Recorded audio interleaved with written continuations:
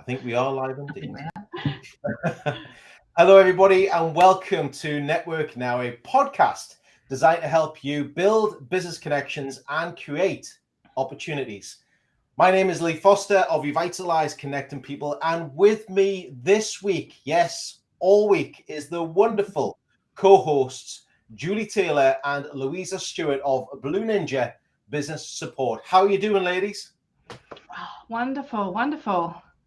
Good.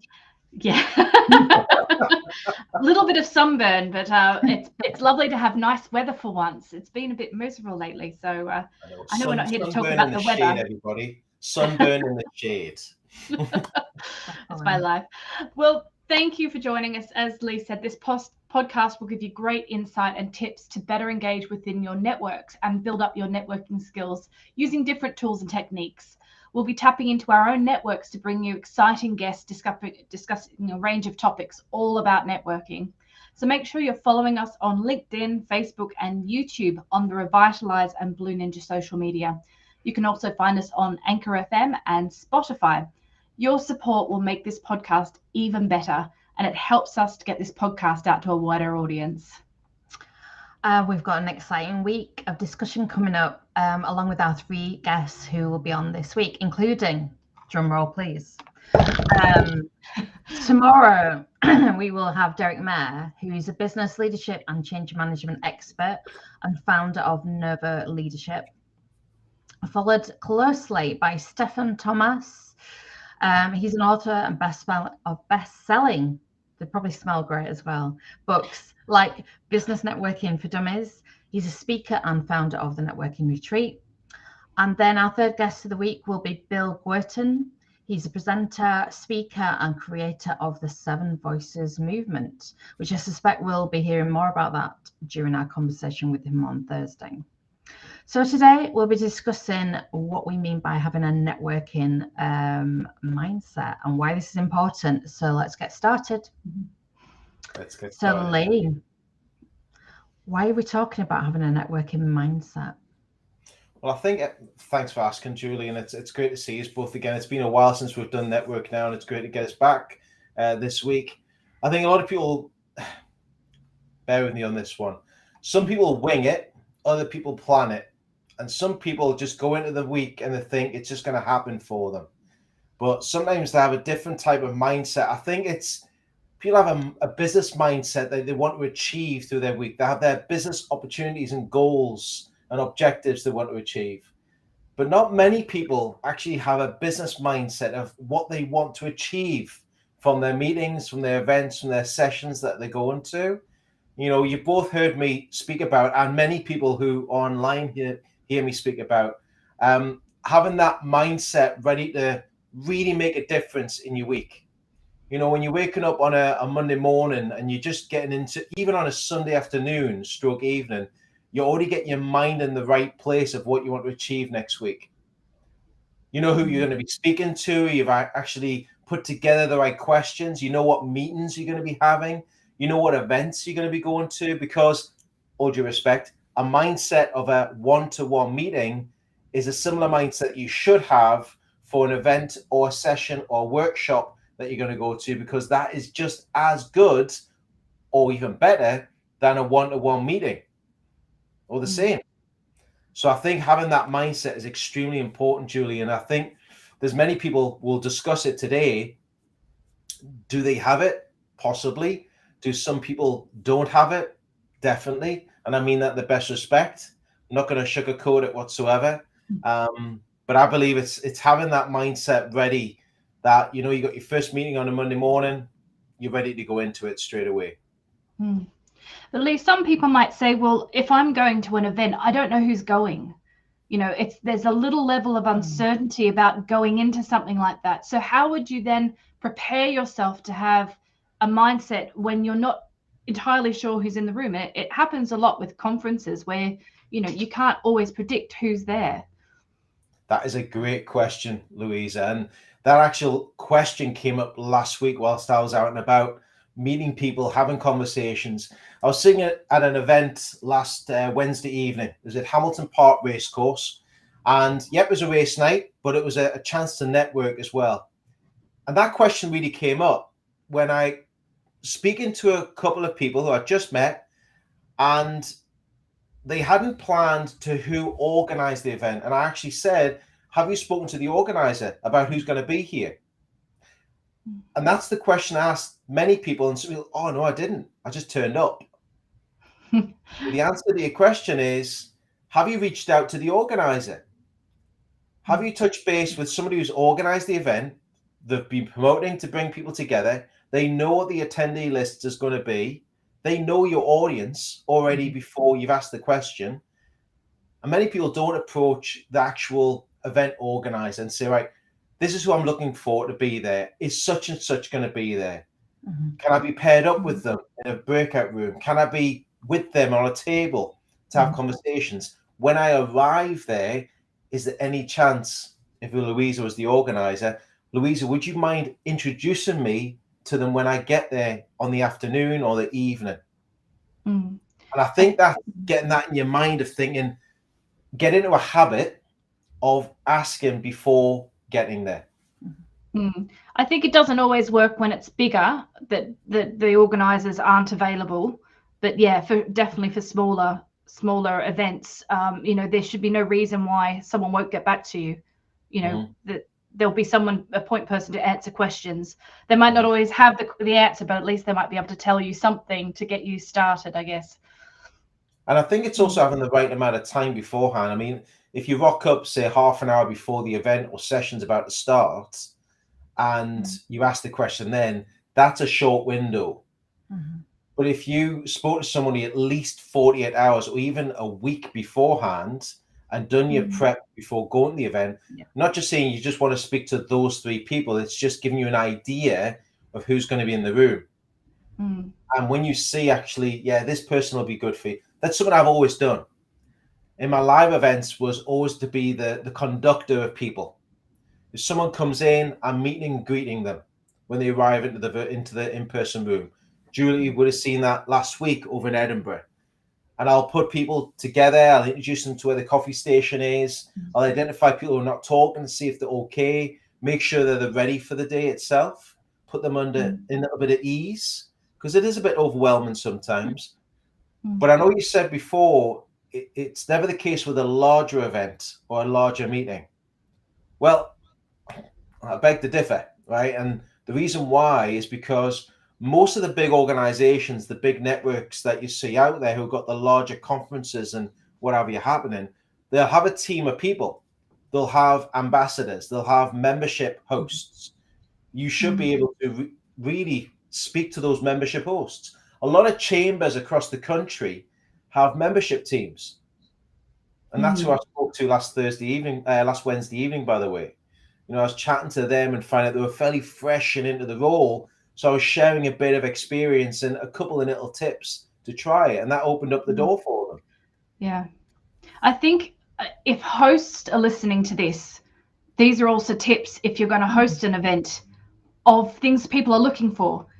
Because there's been a few I've been to and it hasn't been like this. There hasn't been that welcome. You kind of walk into a room and go, there's no one here. What do I do? And that's where it's important for the host to take ownership of their events too.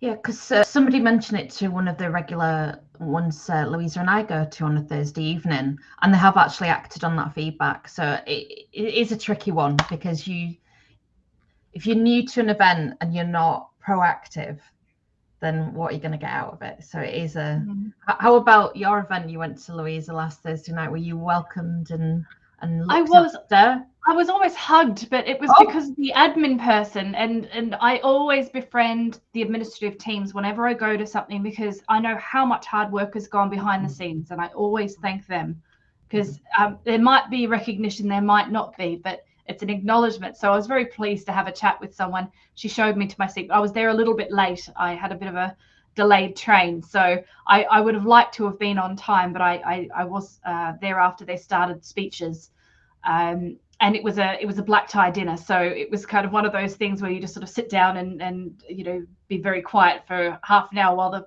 first round of speakers come up. But it was very well organized, and there was a lot of time for a discussion.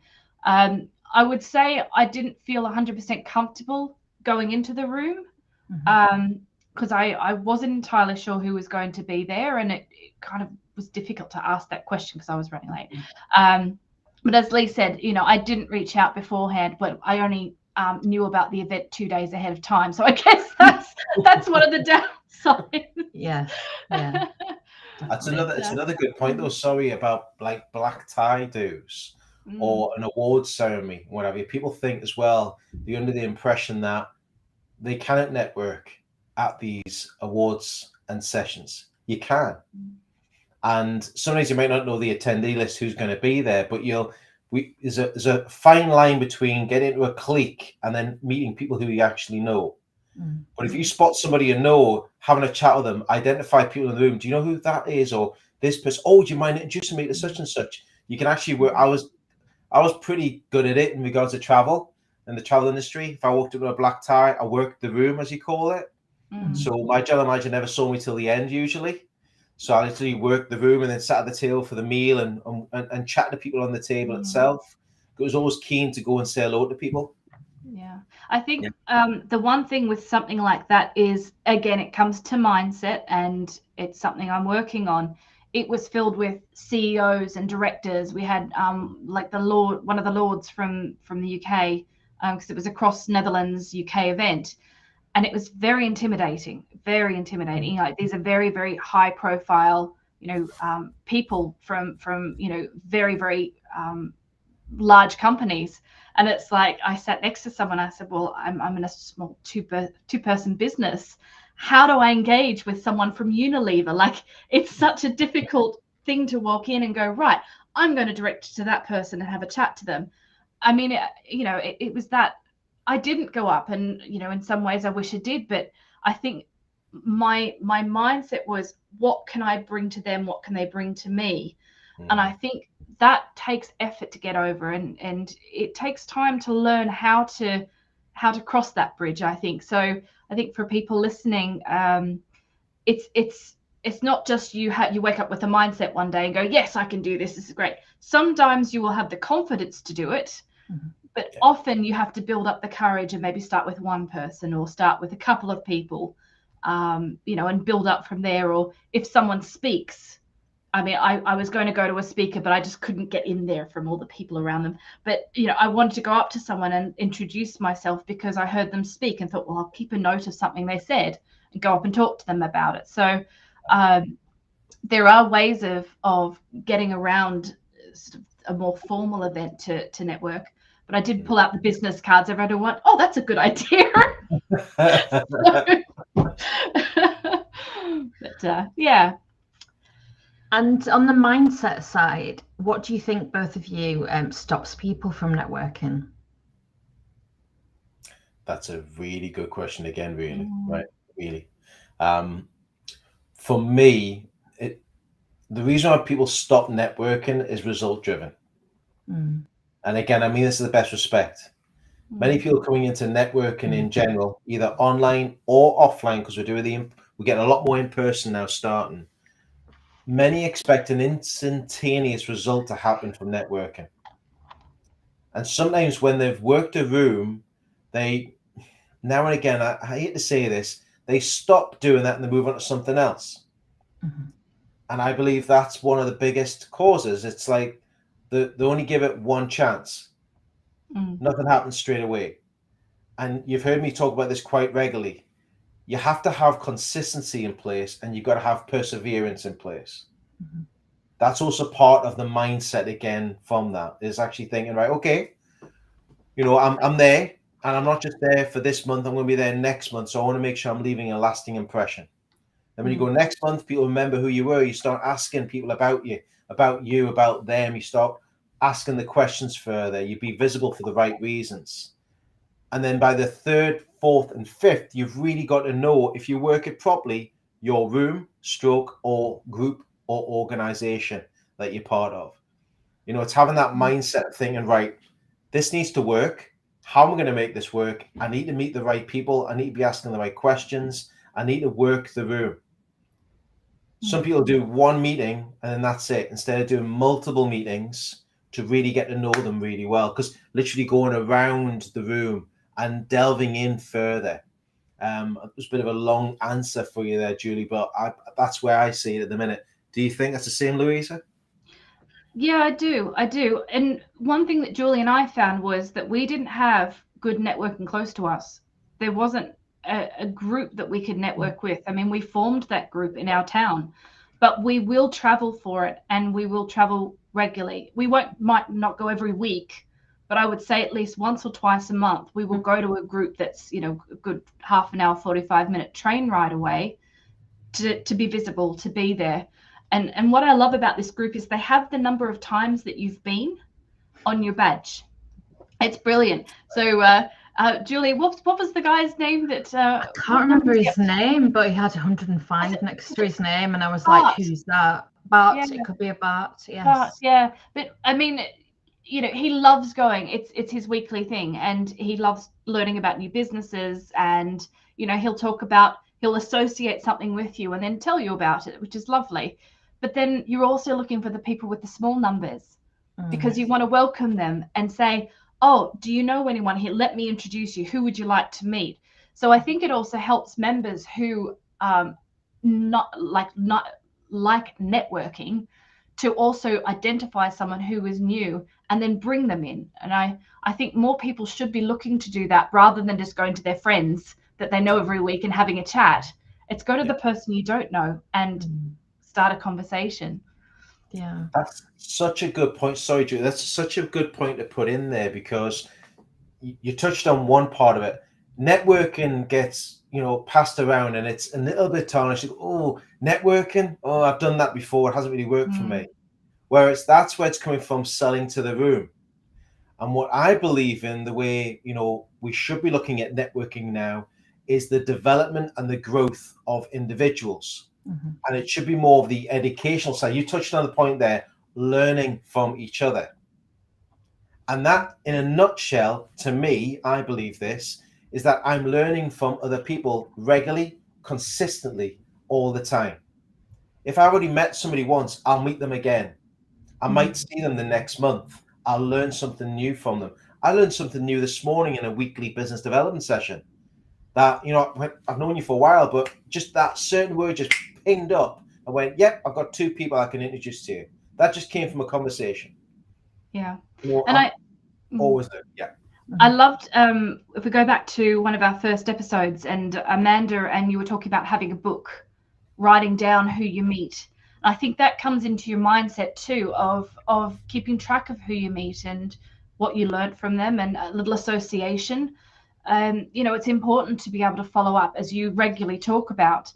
And I think that's another step in the mindset of go in with a positive attitude and go out with your next steps. There's as you always say, there's another element of past the event that you need to also be mindful of.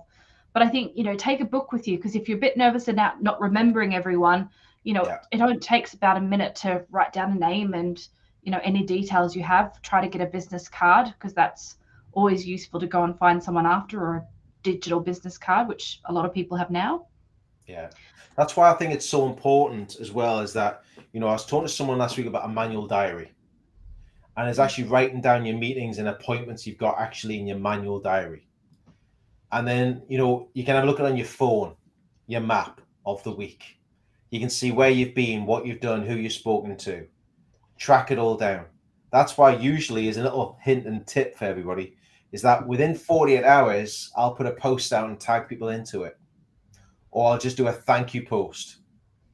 That's my way of remembering who I've met, but at the same time, I'm promoting them at the same time through LinkedIn, through social media. There's other platforms available, but LinkedIn is my platform of choice to use, because it is so professional and you can do a virtual introduction.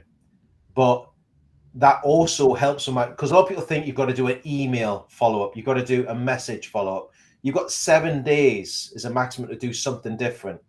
It could be a voice note, and I think from a follow-up perspective, if you try to do a visual piece or something to camera, get people in a selfie shot. I've seen many of members that I work with doing selfie shots with each other and then tagging each other into it. and then put it out on social media. Number one, you've got a twofold opportunity here. You're just tagging your business opportunities in. So you're sharing a little bit of promotion for them. And you're also giving yourself a bit of kudos at the same time. To tick box, you followed up with it.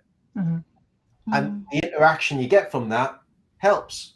Having that mindset of thinking, right, every day, whatever I do, I'm going to follow up from. Whatever I do is going to be followed up from the previous day, or the next day, sorry, the next day after that. And just keep going with that one all the time. Julie, what would you say would be your key advice for someone who's just starting networking to sort of put themselves into a mindset of, having success? I think it's stuff we've covered on here. So the preparation, even though Lee knows that mine's a little bit fluid, but there is some preparation there, because I don't just go to every networking event. There is a like, it's just like, she's here again. So yeah, preparation, definitely. I do. We shared a blog about this at the weekend, which is specific to the Netherlands, but the same sort of things across the board, which is, if you're not sure about an event, like we've already talked about today, is contact the organizer, and they'll go, oh, I'm not sure if this event's for me. And they'll go, oh no, I know somebody you want to meet. Or we're just about to invite somebody with your skill set along. Oh, we found you. You just don't know until you've had that conversation. But interestingly enough, I was thinking back to the expat fair Louisa and I went to back in about a month ago on a Saturday. I went to a public speaking workshop, and they said about stopping and before you do a public speaking, and it's same for going into a room, is just like pausing and having the positive mindset of going, I'm here for the right reason, I can do this, it's all good, we're all good. And just being positive. And it's like we've talked about consistency and persistency is, you've got to keep going, you've got to keep showing up, but you've got to go there at the first place. And it can be tough and it can be nerve-wracking, but if you don't do it, you don't know what you're going to miss. Yeah. It's the FOMO. It's the fear of missing out. I have that. Yeah. Everything you say, I think, is bang on. And I think also as well, there's a lot of people that will step in and step out and step in. They do the hokey cokey and it's all about and all that malarkey, right? Well, I mean that in the best respect, by the way. It's like there's many that will jump in and then they'll jump out, and then they'll leave it months by months and jump in again and then jump out. Someone doesn't see you regularly, consistently, persistently. Why should they be looking at your course? Why should they take an interest in what you offer? If you're sporadic, if you're consistent and you're being visible for the right reasons and having that mindset, like you're just saying there now, Julie, is coming in for the right reasons. This is going to work. I'm going to make it work, and be there and be involved in it. It does. It does work. Yeah. And I think for people who are a bit worried about, the little gremlins, sort of the voices going, no, this is a bad idea, don't do it. What would you say to them? Like, how would you tell them to calm down the negatives and as sort of been saying, positive mindset's good, but it doesn't stop that little voice from in your head. And I think Bill will cover this a bit more on Thursday, but what would you say, both of you, to something that, Julie, you want to go first? I'd probably say, because actually me and Renska were talking about this the other Friday, because I would say see if you can take somebody with you. That could be a way of doing it. But yeah, preparation.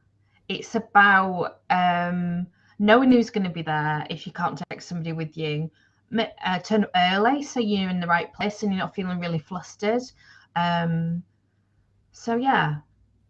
Just give yourself time. Well, yeah, that's exactly what it is. Take a breath, give yourself time, look at what's coming up, take the opportunity just to review what you want to achieve from going to it. And are you invested just for one-off, or are you going to be there for longer term? And I 100% agree with you, Julie, is take somebody with you. What's even better? Anybody who's watching today, right? What's even better than actually saying to someone, hey, Julie, hey, Louise, would you like to come with me and I can give you an audience of people to speak to? Who in business would actually say no to you? if they do say no, oh no, I've been there before, I've wore the t-shirt. Mm-hmm. Really? It was a long time ago when you were there. But when was the last time, when you say about taking somebody with you, inviting them to go along, and it could be a book launch, it could be a networking event, it could be a conference, it could be a social activity.